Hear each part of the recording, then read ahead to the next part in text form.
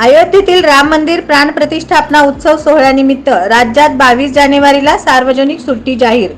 अयोध्येतील राम मंदिर प्राण प्रतिष्ठा उत्सव सोहळ्याच्या निमित्ताने सोमवारी 22 तारखेला महाराष्ट्र सरकारने सार्वजनिक सुट्टी जाहीर केली आहे। श्री राम लल्लाचा प्राण प्रतिष्ठा सोहळा अवघ्या देशात उत्सवाप्रमाणे साजरा केला जाणार आहे। या दिवशी देशभरातील विविध भागात जणू दिवाळी साजरी होणार आहे। या निमित्ताने केंद्र सरकारने अर्धा दिवसाची सुट्टी जाहीर केली आहे, तर उत्तर प्रदेश, हरियाणा, मध्य प्रदेश, राजस्थान, छत्तीसगड, गोवा, आसाम आणि ओडिशा यासारख्या राज्यांनी यापूर्वीच सार्वजनिक सुट्टी जाहीर केली आहे।